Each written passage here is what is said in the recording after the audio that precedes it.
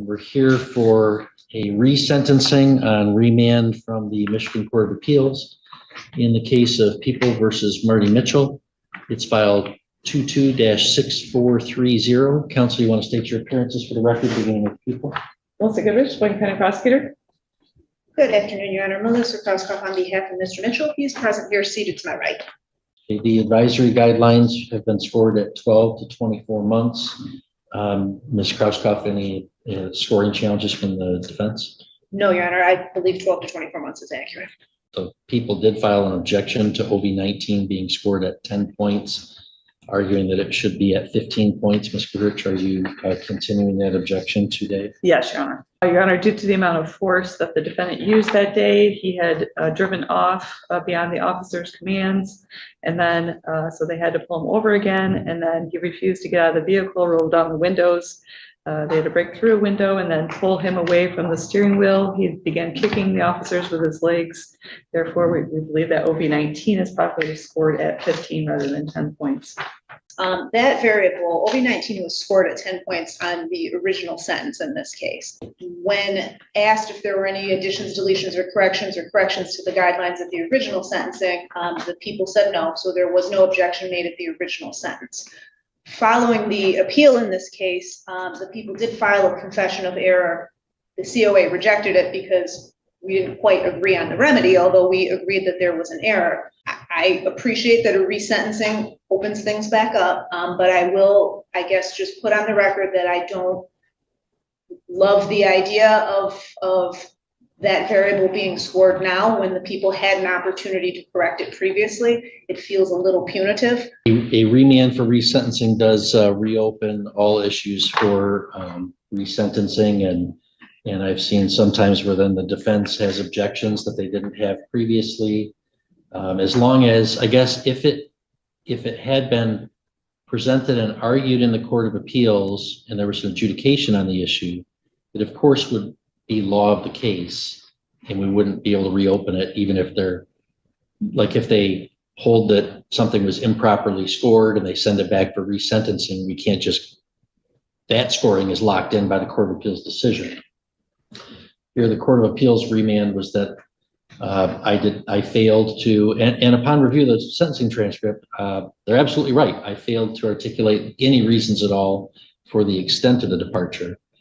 So a remand was certainly appropriate.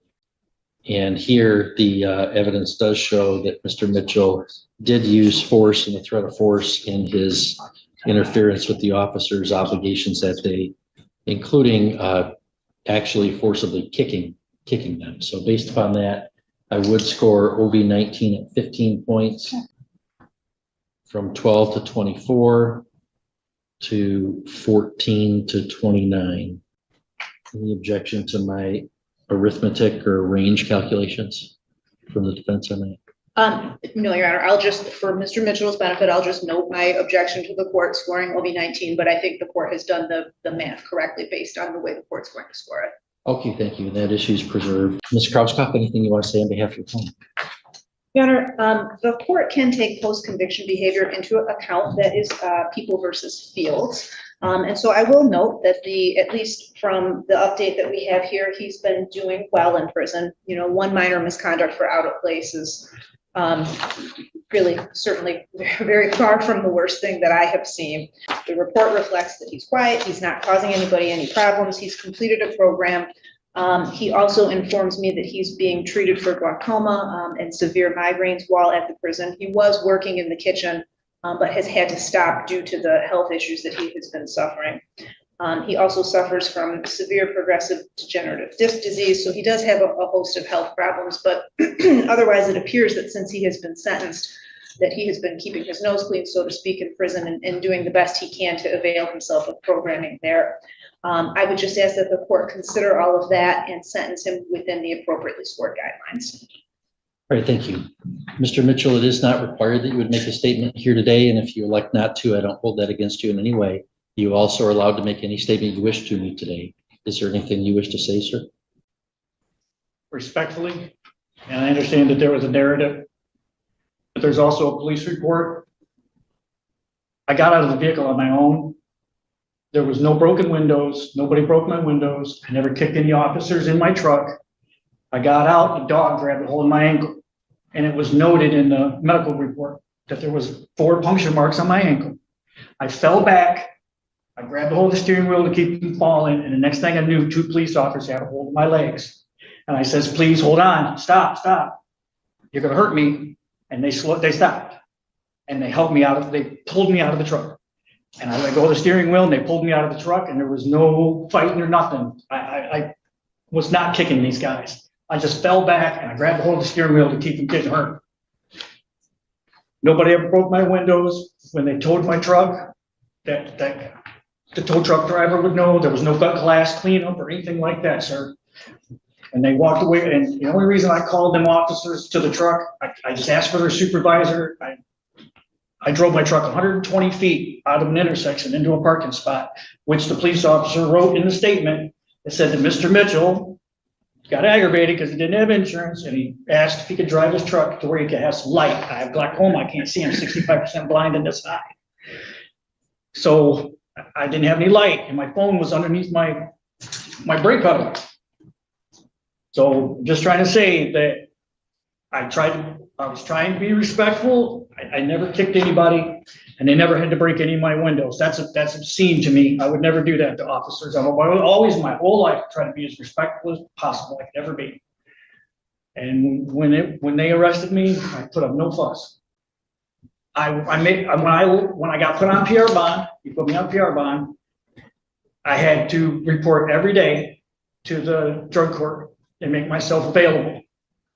Now, even though I was on probation already with Isabella, I made myself available to the court every day. And at one point I was homeless and the VA ended up helping me get a place to live just before I got put into prison, okay? But I called the court every day and made myself available. No matter what, I would have went and got drug tested and anything else I needed to do. And my biggest thing was transportation because my truck got repossessed after this incident. Of course, all that. So, but I turned myself in. When I come back here to court, you said I had a problem with Isabella, I didn't report, and that was my violation, is not reporting. There wasn't any criminal activity or anything like that, no drugs, no alcohol or anything like that. It's just, it was a non-reporting issue, and it was because of transportation. I don't have any family, anything per se that was helping me. But I was able to get a ride up here, and I turned myself into you and being respectful to the court, and especially to you and everybody, because I didn't want to have any more extenuated problems than I'd already had in my life. I got divorced about 10 years ago, and my life went downhill ever since. I've tried to keep my crap together, but it's been hard. I am a veteran of the Army. I do have some PTSD, and I've had some emotional and mental issues. And I've done my darndest to try to take care of things best that I can, but I realize that I need help. And through the process of being in prison, I've gone through a really good program that's helped me that way. And I've got counseling for the PTSD. I've got counseling for being able to deal with others. And that's been my biggest problem, is expressing myself properly. And that's like before, when I was here in court, I tried to say something to you and I couldn't. I just started crying. Well, that's part of working on me. And that's what I've really been able to do since I've been here, or since this last year and a half. Now, when I was on bond, my 15-year-old daughter, I got two minor daughters, tried to kill herself. She lives in Fort Wayne, Indiana. My 13 and my 15-year-old daughters want to come and live with their father because they've been being abused and they can't seem to get away from him. And they need their father. And I've been trying really hard to keep myself together and take care of my necessary problems. Anything that I've had to take care of, I've been trying to take care of it as best I can. And I couldn't take custody of them while I was out on bond because I knew I had to come here and take care of this with this court. And I wasn't going to put my daughters through that more instability. So since I got put in prison, I've had no contact with them. My mother has, but they need their father. And I understand that I need to pay a debt to the state of Michigan for my actions.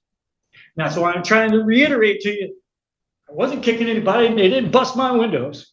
And I'm sorry for having to drive my truck out of a busy intersection. and I went up 200 feet and parked it. I didn't run off. I went right where I told the young lady I was gonna take my pickup truck to. But to make a long story short, I'm asking for community supervision. I will do everything you need me to do. I can take a drug test today. And you know as well as I do that drugs are available, and the people that do drugs, you can get drugs when you're in prison. Don't do that crap. Okay? I'll make myself available to you any way necessary. I will do a tether. I've been successful. I was successful on an alcohol tether for Isabella County. I can pay that. I have a CDL Class A with tankers. I've been a driver for over 21 years. I've had no issues ever as a driver, ever. No tickets, nothing. I can still work. I have bad issues with my back, but I can still work. I want to pay your fines off, and I want to be able to take care of my girls. Thank you. Thank you, Mr. Mitchell. Ms. Goodrich, recommendations from the group. Thank you, Your Honor. The defendant is 55 years old with 3 prior felonies and 12 prior misdemeanors. In 1991, he received his first impaired driving. In 2003, he had endangering a person while driving intoxicated. Then in 2021, he had operating while intoxicating third in Isabella County. While he was still on probation for that OWI third, he had a failure to appear and then also incurred the OWI third here that he's been sentencing on. And then while on bond for the OWI third here, he committed a malicious destruction of personal property, it looks like, in Hillsdale County. In the PSI, I was disappointed to read that he still believes there was no reason for the police to bother him that day. He seems to lack the insight and the severity of the public safety risks of his behavior and his choices over the years. I would ask the court to uphold the previous sentence of 3 to 5 years. Thank you. All right, thank you, Mr. Mitchell. If you please stand for the court sentence. As the prosecutor noted, in 1991, in impaired driving with open intoxicants in Hillsdale, he violated probation and failed to report to jail when ordered to do so. 1995, a felony larceny in Hillsdale, 3 years probation. While on that felony probation, he caught 2 additional charges, marijuana conviction and a domestic violence conviction. And then while on misdemeanor probation for one of those, he caught a couple more cases, disorderly person and a DWLS, although some of those are not serious. This courtroom hearing involved the resentencing of Marty Mitchell after the Michigan Court of Appeals sent his case back to the trial court because the judge had not properly explained the reasons for the original sentence. During the hearing, prosecutors argued that Mitchell's sentencing guidelines should be increased because he resisted police officers during his arrest, allegedly refusing commands, forcing officers to break a window, and kicking at them while they tried to remove him from his vehicle. The judge agreed that Mitchell had used force and increased the guideline range from 12-24 months to 14-29 months. Mitchell's attorney asked the court to consider his positive behavior while incarcerated.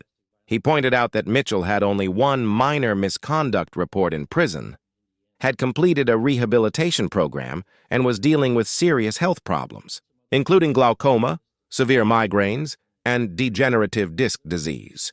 According to the defense, Mitchell had been doing his best to improve himself while serving time and should receive a sentence within the guideline range. When given the opportunity to speak, Mitchell strongly disputed the prosecution's version of events. He claimed that officers never broke his windows and that he never kicked any officers. Instead, he said he had exited the vehicle voluntarily and only grabbed the steering wheel after a police dog bit his ankle, causing him to lose balance. He described a difficult life marked by blindness caused by glaucoma, homelessness, PTSD from military service, divorce, transportation problems, and financial hardship. He also explained that he had participated in counseling programs while in prison and wanted another chance through community supervision so he could support his daughters, one of whom had attempted suicide. Mitchell insisted he was willing to comply with any conditions imposed by the court and wanted to become a productive member of society again.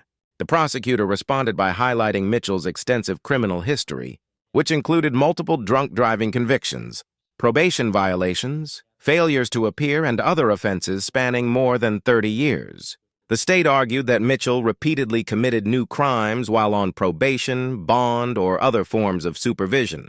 Prosecutors also noted that even during the resentencing, hearing Mitchell continued to deny responsibility for his actions and appeared unwilling to acknowledge his alcohol-related problems despite having 4 drunk driving convictions.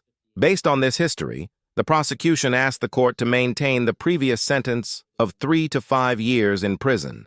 In delivering the sentence, the judge carefully reviewed Mitchell's criminal record, emphasizing a long pattern of probation violations, repeated drunk driving offenses, and continued criminal activity while under court supervision. The judge stated that Mitchell's history demonstrated a failure to learn from previous opportunities for rehabilitation and showed a persistent disregard for court orders. While acknowledging Mitchell's relatively good behavior in prison, the judge concluded that he still failed to take meaningful responsibility for his actions and continued to blame others for his legal troubles. The court found that the sentencing guidelines did not adequately reflect the seriousness of Mitchell's repeated offenses, particularly the fact that he committed another felony drunk driving offense while already on probation for a previous felony drunk driving conviction. Ultimately, the judge reimposed a sentence of 3 to 5 years in prison, finding that it was more appropriate than the advisory guideline range. Mitchell received credit for 515 days already served, along with fines, court costs, and other financial penalties. The judge informed him that he still had the right to appeal the resentencing decision if he wished to challenge it further. The hearing ended with the court reaffirming its belief that Mitchell's lengthy history of criminal conduct, repeated supervision violations, and failure to accept responsibility justified a substantial prison sentence despite his personal hardships and recent positive behavior while incarcerated.